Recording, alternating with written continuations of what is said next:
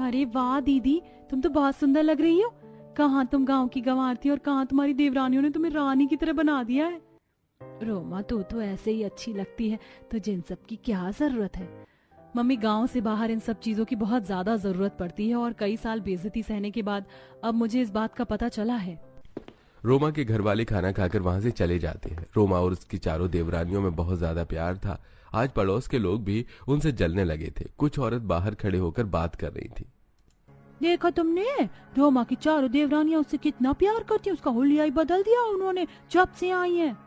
हाँ, और यहाँ हम लोगों के घर के कलेश ही खत्म नहीं होते और इन लोगों के घर में इतनी सुख शांति बनी रहती है। एक दिन पड़ोस की 5-6 औरत घर पर ऐसे ही चाय पीने के लिए आ गईं। आप सब अचानक से कैसे? आओ, अंदर आओ, बैठो। और सरोज बहन, बहुत दिनों से प्लान बना रहे थे तुम्हारे यहाँ आने का, तो सोचा आज चलते। वैसे भी मुंह दिखाई के बाद तुम्हारी चारों बहू से मुलाकात ही नहीं हुई। बिल्कुल बिल्कुल, आओ। औरत सोफे पर बैठ जाती हैं। तभी रोमा बहुत सुंदर साड़ी पहनी हुई होती है। फिर वो रसोई में से चाय लेकर आती है। वाह, रोमा की देवरानियों ने रोमा का हुलिया ही बदल दिया। ऐसा लग रहा है किसी हीरोइन को देख रहे हैं।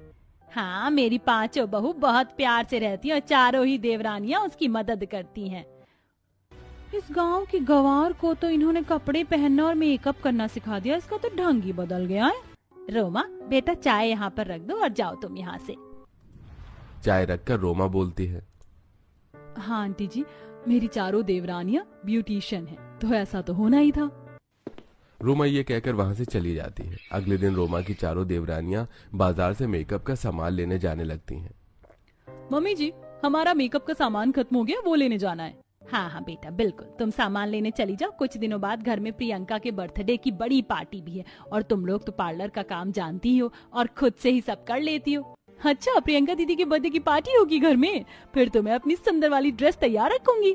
दीदी, आपको मेकअप और हेयर स्टाइल की कोई टेंशन लेने की जरूरत नहीं है, ना कहीं पार्लर में जाने की जरूरत है। आपकी चारों भाभी यहीं पर हैं।